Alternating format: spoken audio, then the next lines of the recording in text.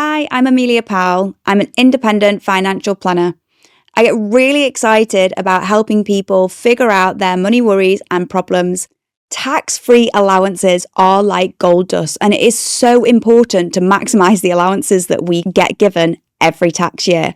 There's some that only last for the tax year that you are in, and there's others that we can use in future years as well. So I'm going to run through some of the key tax allowances that you really should be aware of. First off is your £20,000 ISA allowance. Use it or lose it. Once we enter a new tax year, you can't mop up any of the last tax year's ISA allowance if you didn't use it. So it's really important, where we can afford to use your £20,000 ISA allowance every year. All the gains, all the growth from your investments within the ISA is tax-free. If you choose to take out all of your ISA or choose to take an income from it in retirement or throughout your life, you don't have to pay tax on it. That is an incredible benefit to have.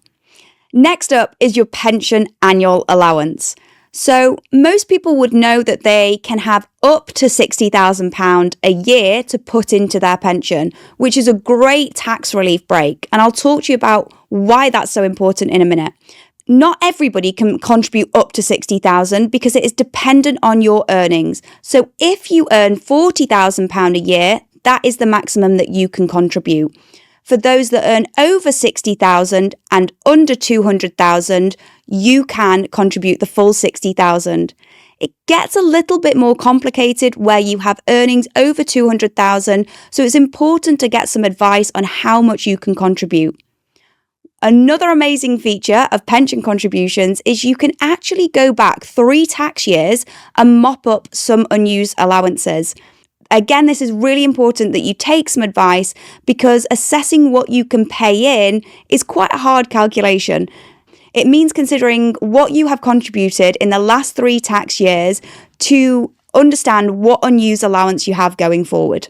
So some of the common types of pensions you might have heard of is a personal pension, a workplace pension, a self-invested personal pension, or maybe even a stakeholder pension. And fundamentally, they're all pension plans, so they all help you save towards your retirement. But different types of pensions may allow you to invest in different types of funds. With a self-invested personal pension, you can invest in a range of asset classes, which you may not be able to in other types of pensions. So it gives you a lot more flexibility and freedom to choose how you'd like to invest. Amongst so many benefits of pensions is that the fund grows tax-free. So whilst you are saving and contributing into your SIPP or personal pension, those funds are growing tax-free. The other amazing thing that a pension allows you to do, at retirement, you can take 25% of the pension pot as a tax-free lump sum, which can really help you set up your retirement. One of the hardest things to do is actually understand what tax relief you're allowed to have.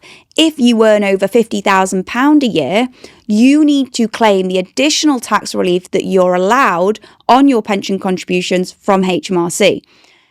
Invest Engine have an amazing tool online that actually helps you understand what tax relief that you should be entitled to and what you can claim. So do have a look on their website because I think this is an incredible tool to help you understand what tax relief you're entitled to. So don't forget there are other tax allowances that are available to you. These include the personal allowance, personal savings allowance, the dividend allowance, and the capital gains tax allowance. All of these are available to claim if you have assets or income. There are some allowances that you will get automatically, like your personal allowance, and there's others that you will need to claim for if you have assets or income from other sources. These are your personal savings allowance, your dividend allowance, and a capital gains tax allowance. Let's talk about some of the examples where you might use those allowances. If you've got cash in a current account or a savings account, this will be earning interest. Now, any interest above your personal savings allowance will be taxable and should be declared on your tax return. If you have a general investment account, This will also operate in the same way that a cash account does, with any dividends liable to tax over your dividend allowance, and you will need to declare and pay tax on that on your tax return. Capital gains tax is paid on the capital gain made on an asset. You can offset that gain against your capital gains tax allowance for the year. It's really important to remember these other allowances as they help to reduce the tax bill that you might have at the end of the tax year.